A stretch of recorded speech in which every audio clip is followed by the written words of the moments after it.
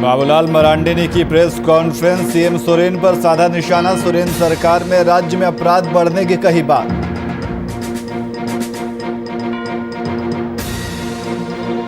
बयालीस दिन के बाद झारखंड में अनलॉक की प्रक्रिया शुरू। मंगलवार को हुई आपदा प्रबंधन की बैठक में लिया गया इसका निर्णय। झारखंड के 15 जिलों में 2 बजे तक खुलेंगी सारी दुकानें। गिरिडीह में एमपीडब्ल्यू कर्मियों का प्रदर्शन। काला बिल्ला लगाकर कर्मचारियों ने किया काम। अपनी मांगों को लेकर अड़े एमपीडब्ल्यू कर्मी।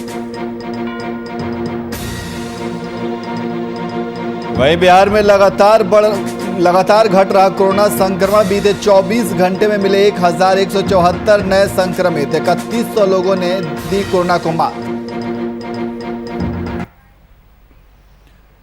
नमस्कार, मैं नियाज खान और आप देख रहे हैं वीआईपी न्यूज। खबरों में आगे बढ़ेंगे, लेकिन इससे पहले इस वक्त एक बड़ी खबर आ रही है झारखंड से। इस वक्त की बड़ी खबर, जहां झारखंड में ब्लैक फंगस का खतरा बढ़ता जा रहा है। तो झारखंड में ब्लैक फंगस के 7 नए मरीज मिले हैं। तो एक तरफ कोरोना ढलान पर है, तो वहीं दूसरी तरफ ब्लैक फंगस का खतरा लगातार झारखंड में बढ़ता जा रहा है। इस वक्त की बड़ी खबर आपको बता रहे हैं, जहां ब्लैक फंगस का खतरा लगातार बढ़ता जा रहा है। हजारीबाग और धनबाद में 2 मरीजों की मौत हो चुकी है ब्लैक फंगस की वजह से। रांची में 3 और पलामू, हजारीबाग, धनबाद और गोड्डा में 1-1 मरीज मिले हैं। तो झारखंड में ब्लैक फंगस के मरीजों की संख्या वो 39 हो चुकी है। इस वक्त की बड़ी खबर। और इसी खबर पर अधिक जानकारी के लिए हमारे संवाददाता शुभम कुमार हमारे साथ फोन लाइन पे मौजूद हैं। शुभम, झारखंड में लगातार ब्लैक फंगस का खतरा बढ़ता जा रहा है। शुभम। बिल्कुल नियाज, देखिए, एक बीमारी से, एक महामारी से अभी झारखंड ठीक ढंग से उभरा नहीं था। हालांकि झारखंड में कोरोना के बढ़ते मामलों में जरूर गिरावट आई है, लेकिन एक और मुश्किल बढ़ गई है, जहां पर ब्लैक फंगस के मामले दिन प्रतिदिन बढ़ चढ़कर सामने आ रहे हैं। और झारखंड राज्य की अगर बात करें तो झारखंड राज्य में कुल 39 नए मामले हैं, जो कि कोरोना के नहीं बल्कि ब्लैक फंगस के ये मामले हैं। तो कहीं ना कहीं स्थिति चिंताजनक जरूर है और राज्य की जनता के मन में जरूर डर का माहौल बना हुआ है। हालांकि झारखंड सरकार अपने तरफ से पूरी तरीके से तैयार है कि कैसे इस महामारी के दौर में और ब्लैक फंगस के बीच दोनों ही चीजों को कैसे नियंत्रण में करना है और दोनों ही चीजों पर कैसे विजय प्राप्त करना है। झारखंड में मुख्यमंत्री हेमंत सोरेन की अगुवाई वाली सरकार ने कोरोना पर जीत तो हासिल कर ली है, लेकिन अब ब्लैक फंगस के लिए जिला प्रशासन और राज्य सरकार किस तरीके से तैयार है, यह सोचने वाली बात है। लेकिन अगर अस्पतालों की बात करें नियाज, तो सभी अस्पतालों में ब्लैक फंगस के लिए हाई अलर्ट जारी कर दिया गया है। बेडों की उपलब्धता करा दी गई है, लेकिन अब यह देखना होगा कि कैसे इस बढ़ते हुए आंकड़ों पर काबू पाया जा सके। जी बिल्कुल शुभम, जिस तरीके से अगर हम कोरोना की बात करें तो कोरोना के मामलों में कमी आई है। राज्य सरकार के जो भी फैसले लिए हैं, चाहे वो लॉकडाउन का फैसला हो और जो भी स्वास्थ्य विभाग को लेकर के अहम फैसले लिए गए हैं, उसका नतीजा सामने देखने को मिल रहा है। काफ़ी कमी आई है, लेकिन वहीं दूसरी तरफ ब्लैक फंगस की चिंता जो है वो राज्य सरकार के लिए बनी हुई है। और इस बीच दवाओं की कालाबाजारी और जमाखोरी की भी खबरें सामने आती रही हैं।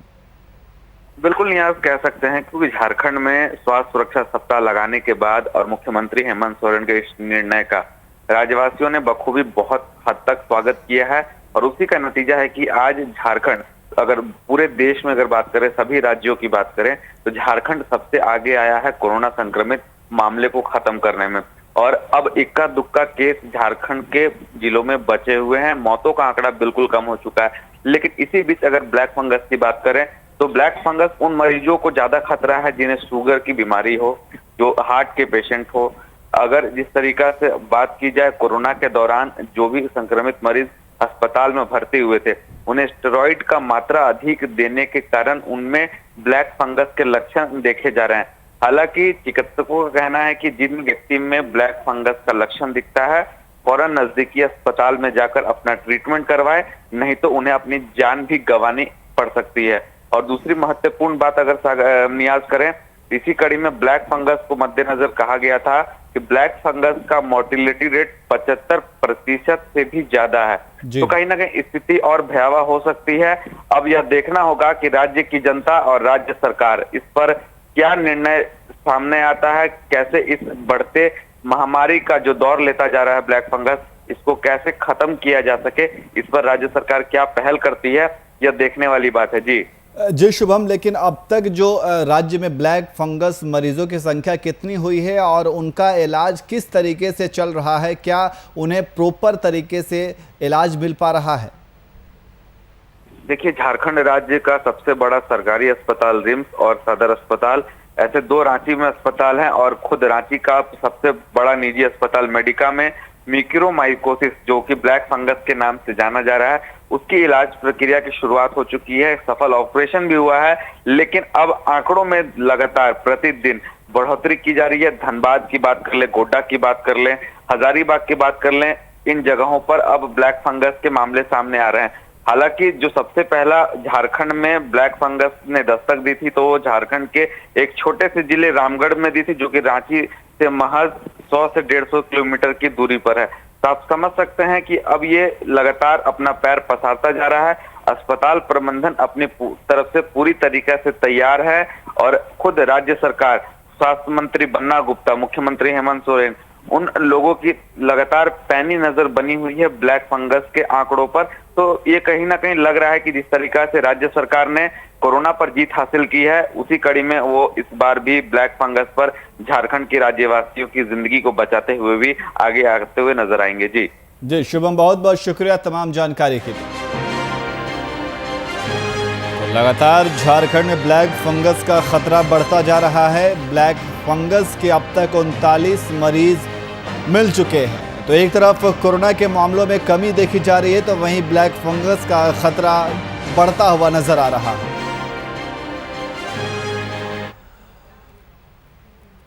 अब खबरों में आगे बढ़ते हैं। पंचायत मामले में कैबिनेट के फैसले पर आरजेडी ने नीतीश कुमार पर निशाना साधा है। वहीं पूर्व मंत्री विजय प्रकाश यादव ने कहा कि नीतीश कुमार ने गांधी जी के सपनों को खत्म कर दिया है। 16 साल सत्ता पर रहने से मन नहीं भरा है, तो अब पंचायत की ठेकेदारी कर रहे हैं। यह फैसला दुर्भाग्यपूर्ण है।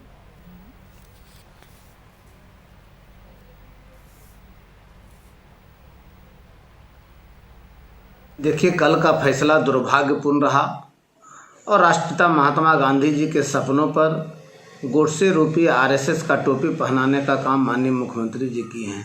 माननीय मुख्यमंत्री जी राज्य के ठेकेदारी 16 वर्षों से लगातार कर ही रहे थे, मन नहीं भरा, जिसके कारण अब महात्मा गांधी के सपनों को चूर करते हुए वह पंचायतों का ठेका लेना चाहते हैं, जो कि दुर्भाग्यपूर्ण है। आज का दिन काला दिवस के रूप में मनाया जा सकता है, क्योंकि लोकतंत्र का हत्या माननीय नीतीश कुमार जी के हाथों एक बार फिर होने का काम किया।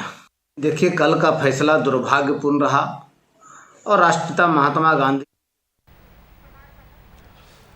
और इसी खबर पर अधिक जानकारी के लिए हमारे संवाददाता कुमार गौतम हमारे साथ फोन लाइन पे मौजूद हैं। गौतम, पंचायत मामले को लेकर के जो आरजेडी है वो लगातार नीतीश कुमार के ऊपर निशाना साधे हुए, उनका ये कहना है कि 16 साल सत्ता में रहने के बावजूद नीतीश कुमार का मन नहीं भरा है, अब वो पंचायत की ठेकेदारी कर रहे हैं। अब देखिए, जाहिर तौर पे मुख्यमंत्री नीतीश कुमार ने कल जो कैबिनेट में एक महत्वपूर्ण निर्णय लिया है, और ये मुख्यमंत्री का विशेषाधिकार भी है। सरकार चलाते या सरकार के में मुखिया के तौर पे नीतीश कुमार ने ये निर्णय लिया है और सबकी राय जानी है। मंत्रिपरिषद में कैबिनेट के तमाम मंत्री वीडियो कॉन्फ्रेंसिंग में मौजूद थे, और क्योंकि पंचायत का चुनाव अभी नहीं हो सकता है या जब तो ऐसे में उनकी शक्तियों को कितना बल मिले ताकि विकास की योजनाएं न रुके, इसके लिए मुख्यमंत्री ने ये पहल की। और जो समिति बनाई गई है उसमें परामर्श समिति है, तो इसके सहयोग से काम होगा। तो कहीं ना कहीं विभाग की शक्तियां, बात चाहे पंचायती राज की हो, तो ये स्वाभाविक थी। लेकिन एक अमेंडमेंट की जरूरत है, जिसको देखते हुए आरजेडी ने पलटवार किया है। आरजेडी की तरफ से ये कहा गया था कि आप इसकी कार्यकाल को बढ़ा दीजिए, जो कि नियमावली में ऐसा नहीं है कि पंचायत स्तर पे मुखिया का कार्यकाल बढ़ा दिया जाए, जिसका जो लिमिट कार्यकाल है उसकी सेवा में विस्तार संभव नहीं था। लिहाजा ये चीजें सरकार के निर्णय पर आधारित है, और सरकार के इस फैसले के खिलाफ काला दिवस बनाने की बात कह रही है राष्ट्रीय जनता दल की तरफ से। जो प्रवक्ता हैं, जो नेता हैं, वो ये कह रहे हैं कि काला दिवस मनाया जाए, क्योंकि पूरे पंचायत की अगर स्थिति देखें तो सरकार की कई योजनाएं धरातल पर तभी पहुंचती है जब वाकई महात्मा गांधी का सपना पूरा तभी होगा जब हर पंचायत तक तमाम वो सुविधाएं मुहैया हो। और यही महात्मा गांधी भी चाहते थे। यही कारण है कि पंचायती राज की जो त्रिस्तरीय व्यवस्थाएं हैं उस व्यवस्था के तहत उनका सपना था, और वो सपना अब गांव तक दिखने लगा है। लेकिन अब ऐसे में चुनाव आयोग तय करेगी कि कब चुनाव होना है। चुनाव आयोग ये तय करेगी कि बैलेट से चुनाव होगा या फिर ईवीएम के जरिए। तो ये कई ऐसे केस थे जिसके वजह से ये देरी हुई, और उसके बाद कोरोना का जो संकट आया नहीं आज, जिसके कारण चुनाव आयोग को अपनी तिथि बढ़ानी पड़ी, डेट में एक्सटेंड करना पड़ा।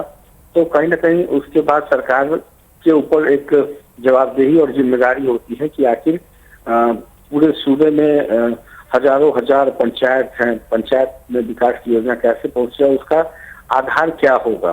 तो ऐसे में स्वाभाविक है राजनीति में बयानबाजी का दौर चलता है, और यही कारण है कि आरजेडी सरकार के इस निर्णय से नाराज है और ब्लैक डे और काला दिवस मनाने की बात कर रही है। जी नियाज। लेकिन गौतम, सवाल ये होता है कि आरजेडी क्या बेवजह नाराज है? क्या नीतीश कुमार का ये फैसला जो है वो राजनीतिक फैसला है? देखिए, ये राजनीतिक फैसला नहीं कर सकते। अब चूंकि मुख्यमंत्री ने ये फैसला लिया है तो सरकार का ये फैसला कहेंगे, और सरकार कोई भी फैसला लेती है या तो वो निर्णय सर्वमान्य होता है। तो कहीं ना कहीं सरकार को ऐसा लगा, सरकार को ऐसा लगता है कि किसी भी तरह से उस कार्यकाल को नहीं बढ़ाया जा सकता, और उसी कार्यकाल में उनकी शक्तियों को कैसे, योजनाओं को कैसे पहुंचाया जाए, ये एक वैकल्पिक व्यवस्था है जिसको लेकर के राज्यपाल की भी उसमें भूमिका होनी चाहिए। और यही कारण है कि सरकार ने अपनी बात को एक समिति बनाते हुए, गठन करते हुए राज्यपाल के पास उसको भेजा है ज्ञापन को। और अगर राज्यपाल सहमति जताते हैं या उनका अप्रूवल होता है तो फिर सरकार जो कहेगी वही बातें मान्य होगी। तो ऐसे में विपक्ष सिर्फ कह सकते हैं कि विपक्ष जो चाहती थी वो नहीं हो पाया। विपक्ष चाहती थी कि तमाम मुखिया, सरपंच और जो पंचायत के स्तर पे जो लोग हैं उनके लिए उनके जो मुखिया हैं उनका कार्यकाल बढ़ाया जाए। तो ऐसी संभावना बिल्कुल अब कोई गुंजाइश नहीं है। सरकार ने फैसला ले लिया है और सरकार का निर्णय सर्वमान्य है, और अब तो राज्यपाल इस पर अपना मुहर लगा देंगे तो पूरी बात स्पष्ट हो जाएगी जब सरकार को निर्णय लेना है। जी नियाज जी, बहुत बहुत शुक्रिया तमाम जानकारी के लिए।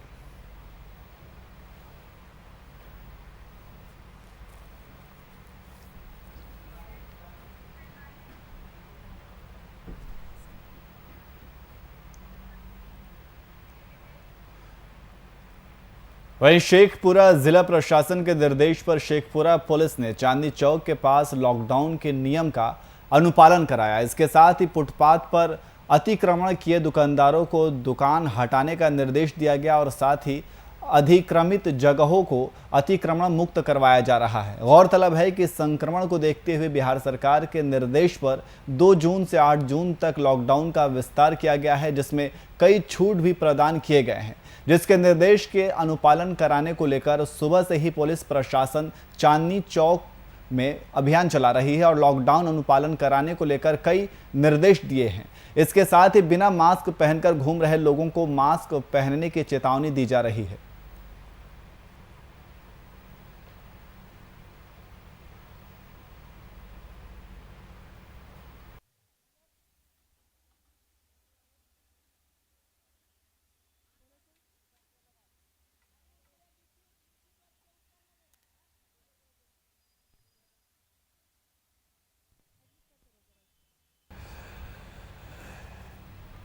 तो शेखपुरा जिला प्रशासन के निर्देश पर शेखपुरा पुलिस ने चांदनी चौक के पास लॉकडाउन के नियम का अनुपालन कराया, और इसके साथ ही फुटपाथ पर अतिक्रमण किए दुकानदारों को दुकान हटाने का निर्देश भी दिया गया है। आप तस्वीरों में देख सकते हैं कि किस तरीके से जिला प्रशासन अतिक्रमण किए गए दुकानों को हटाने का काम कर रही है।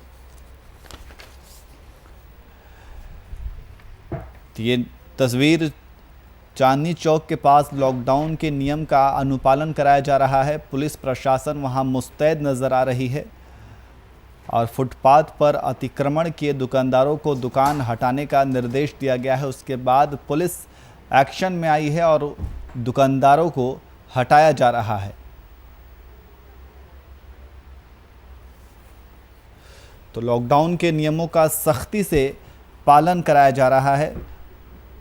आप तस्वीरों में देख सकते हैं कि प्रशासन द्वारा किस तरीके से सख्ती के साथ लॉकडाउन के नियमों का पालन कराया जा रहा है और अतिक्रमण किए दुकानदारों को दुकान हटाने का निर्देश दिया गया है। तो बिहार सरकार के निर्देश पर 2 जून से 8 जून तक लॉकडाउन का विस्तार किया गया है, जिसमें कई छूट भी प्रदान किए गए हैं और जिसके निर्देश को अनुपालन कराने को लेकर सुबह से ही पुलिस प्रशासन चांदनी चौक में अभियान चला रहे हैं और लॉकडाउन अनुपालन कराने को लेकर कई निर्देश दे रहे हैं और इसके साथ ही बिना मास्क पहने घूम रहे लोगों को मास्क पहनने की चेतावनी भी दे रहे हैं। तो प्रशासन पूरी तरीके से मुस्तैद दिख रही है। तो अनलॉक की प्रक्रिया शुरू हो गई है और अब 2 जून से 8 जून तक लॉकडाउन का विस्तार किया गया है, यानी कि फिर से हफ्ता दिनों का विस्तार किया गया है और इस लॉकडाउन में कई ज़रूरी सेवाओं में छूट दी गई है।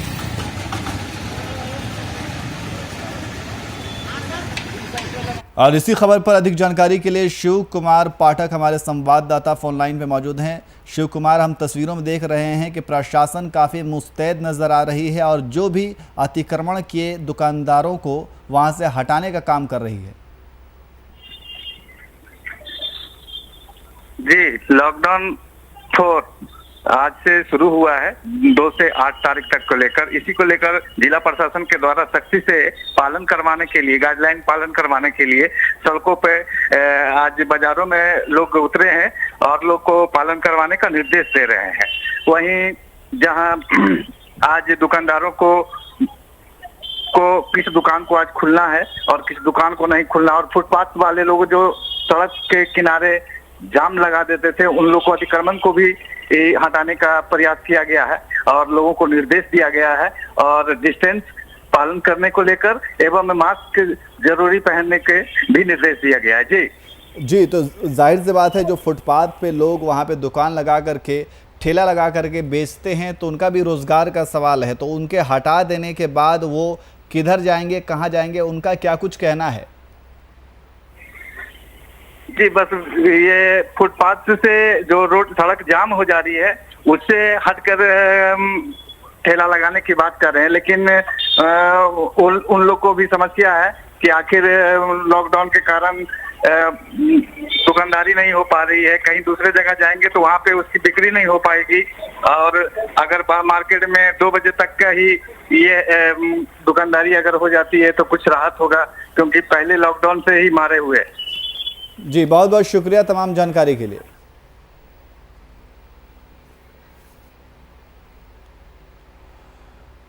वहीं प्राइवेट विद्यालय और चिल्ड्रन वेलफेयर एसोसिएशन के प्रदेश अध्यक्ष आलोक कुमार दुबे ने सीबीएसई और मानव संसाधन विकास विभाग के द्वारा 12वीं के छात्रों की परीक्षा रद्द करने का स्वागत किया है। वहीं प्रदेश अध्यक्ष आलोक कुमार दुबे ने कहा है कि पिछले 6 महीनों से एसोसिएशन छात्रों की सुरक्षा के लिए लगातार भारत सरकार के शिक्षा मंत्री और सीबीएसई के पदाधिकारियों से 12वीं की परीक्षा रद्द करने की मांग करता आ रहा था और अब सीबीएसई का यह फैसला पिछले 15 महीनों से मानसिक तौर पर बीमार छात्रों के लिए संतोषजनक है। इस कोरोना काल में सीबीएसई के द्वारा परीक्षा की तिथि बढ़ते रहने से भी बच्चों का मनोबल छोटा होता जा रहा था, जिसकी वजह से वर्तमान का लिया गया निर्णय बच्चों के हित में श्रेयस्कर कदम है। Schools and children welfare association Jharkhand प्रदेश के अध्यक्ष होने के नाते सीबीएसई और मानव संसाधन विकास विभाग को 12वीं की परीक्षा स्थगित किए जाने के निर्णय का स्वागत करती है। हम समझते हैं कि हमारी 6 महीने से लगातार ये मांग हो रही थी कि बच्चे तनाव में हैं, परीक्षाओं की तैयारी नहीं हुई, पिछले 1.5 वर्षों से स्कूल बंद है। बच्चे न तो ऑफलाइन क्लास कर पा रहे न ऑनलाइन क्लास कर पा रहे। बार बार परीक्षाओं की तिथियां एक्सटेंड हो रही थी, जिससे पेरेंट्स और बच्चे उहापोह की स्थिति में थे। Private schools and children welfare association Jharkhand प्रदेश के अध्यक्ष होने के नाते सीबीएसई और मानव संसाधन विकास विभाग को 12वीं की परीक्षा स्थगित किए जाने के निर्णय का स्वागत करती है। हम समझते हैं कि हमारी 6 महीने से लगातार ये मांग हो रही थी कि बच्चे तनाव में हैं, परीक्षाओं की तैयारी नहीं हुई। पिछले 1.5 वर्षों से स्कूल बंद है। बच्चे न तो ऑफलाइन क्लास कर पा रहे न ऑनलाइन क्लास कर पा रहे। बार बार परीक्षा। वहीं देश भर में 1 जून डॉक्टरों ने काला दिवस के रूप में मनाने का निर्णय लिया है। योग गुरु बाबा रामदेव के दिए बयान के बाद अब बिहार के चिकित्सक ने भी बाबा रामदेव के खिलाफ मोर्चा खोलते हुए पटना के पीएमसीएच अस्पताल के डॉक्टरों ने काला बिल्ला लगाकर विरोध जताया। बताते चले कि आधुनिक चिकित्सा पद्धति के खिलाफ बाबा रामदेव का वक्तव्य और कोरोना शहीदों के अपमान के विरोध में संपूर्ण देश के साथ बिहार में भी डॉक्टरों ने काला दिवस मनाया। देश में आज नेशनल हाईवे के आह्वान पर डॉक्टरों द्वारा काला बिल्ला लगाकर काम करने का एक जो आंदोलन हुआ है आज या हो रहा है वो 100% सक्सेसफुल है। बिहार में भी 100% सक्सेसफुल है। सारे डॉक्टरों ने स्वतः स्फूर्त रूप से ये ऐसा काम किया है। ये साबित करता है कि चिकित्सक समुदाय में रामदेव के खिलाफ कितना आक्रोश और कितना दुखी हैं हम लोग, क्योंकि हम लोग साइंस के अनुसार काम करते हैं और मॉडर्न मेडिसिन का जिस ढंग से उन्होंने आलोचना की है, साथ ही वैक्सीनेशन जो मॉडर्न मेडिसिन की देन है उसके खिलाफ जो उन्होंने बयान दिया है वो कोविड के खिलाफ लड़ाई में सरकार और हमारे एफर्ट्स को कमजोर करेगा। और सरकार के कानून के मुताबिक वैक्सीन के खिलाफ कुछ बोलना या कोविड के 19 के इलाज के संबंध में कुछ बोलना और दवाओं के बारे में कुछ बोलना एक क्रिमिनल एक्ट है। जैसा कि आप लोग देख रहे हैं, जो हम लोग एलोपैथी मॉडर्न मेडिसिन का प्रैक्टिस कर रहे हैं, जो भी एलोपैथी डॉक्टर्स हैं, कोरोना पेंडेमिक में काफ़ी आगे बढ़कर हम लोगों ने लोगों की जान बचाई है। और हमारे कितने भाई बहनें जो डॉक्टर्स हैं, कई लोग शहीद हो गए हैं इस डिजीज़ से दूसरे को बचाने के दौरान। तो सबसे पहले तो हम गवर्नमेंट से मांग करते हैं कि जो भी डॉक्टर शहीद हुए हैं उन्हें शहीद का दर्जा मिले प्रॉपर, ठीक है। और सेकेंड, जो बिजनेसमैन रामदेव है, जिसको तथाकथित बाबा कहिए, बाबा रामदेव मैनेजर हैं, रामदेव ओनर है पतंजलि ब्रांड के, वो हमारे शहीद हुए डॉक्टर्स के खिलाफ बयान देते हैं कि जो डॉक्टर्स खुद को नहीं बचा पाए दूसरों को क्या बचाएंगे। इस तरह से शहीदों का अपमान कर रहे हैं, वो एक तरह से देशद्रोह का काम कर रहे हैं। तो हम लोग जितने भी मॉडर्न मेडिसिन प्रैक्टिस कर रहे हैं, जो भी एलोपैथी डॉक्टर्स हैं, आज पूरे भारत में ब्लैक दिवस मना रहे हैं। वहीं बिहार सरकार द्वारा साल 2021 में गेहूं खरीदी का लक्ष्य 7 लाख मैट्रिक टन को निर्धारित किया है। पिछले साल की अपेक्षा में यह 2 लाख मैट्रिक टन अधिक है, मगर नालंदा जिला, इस्लामपुर और एकंगर सराय प्रखंड में गेहूं खरीदी की गति बहुत धीमी है। जब पैक्स में जा रहे हैं गेहूं बेचने के लिए, तो वहां पे जो पैक्स के अध्यक्ष हैं उन लोग कह रहे हैं कि हमारा गोदाम जो है पहले से धान से भरा हुआ है, इसलिए जब तक ये धान राइस मिल तक नहीं जाएगा तब तक हम आपका गेहूं नहीं ले सकते। आज हम 1 तारीख को आपसे मुखातिब हो रहे हैं, मात्र 14 दिन बाकी है। अभी तक सरकार ने धान को मिल तक ले जाकर के मिलरों के पास पहुंचाने की कोई व्यवस्था नहीं की है। तो जब कोई व्यवस्था नहीं हुआ है तो उसके बाद किस तरह से बिहार के किसानों का गेहूं खरीद होगा, ये समझ के परे की बात है। किसान जब पैक्स में जा रहे हैं गेहूं बेचने के लिए, तो वहाँ पे जो पैक्स के अध्यक्ष हैं उन लोग कह रहे हैं कि हमारा गोदाम जो है पहले से धान से भरा हुआ है, इसलिए जब तक ये धान राइस मिल तक नहीं जाएगा तब तक हम आपका गेहूं नहीं ले सकते।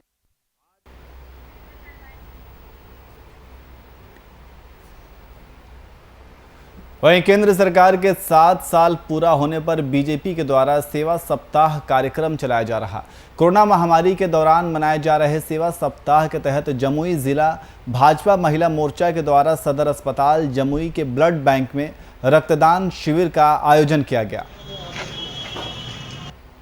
युवा अपने यूथ के भाई बहन हैं, वो सब आगे बढ़ के हमें देख के, साधना जी को देख के आगे आके अपना ब्लड डोनेट ज़रूर करेंगे। आपका ब्लड किसी ना किसी की लाइफ बचा सकता है। हम अपने कार्यालय की बात आपको बताते हैं कि अक्सर हमारे पास रात बेरात फ़ोन आता है कि किसी का एक्सीडेंट हो गया है और उन्हें ब्लड की ज़रूरत है। इस समय में हम लोग जब कार्यालय में हम लोग का फ़ोन आता है तो हम लोग अपने सिर्फ कार्यकर्ता भाई बहनों के पास जाके गुजारिश कर पाते हैं कि आप लोग ब्लड डोनेट करने तुरंत पहुँचे। और अधिकतर भाजपा के ऐसे मजबूत कार्यकर्ता हैं जो पहुँचते हैं और ब्लड डोनेट करते हैं और अन्य जान बचाते हैं। फिलहाल बुलेटिन में इतना ही। देश और दुनिया की तमाम खबरों के लिए देखते रहिए VIP न्यूज़। नमस्कार।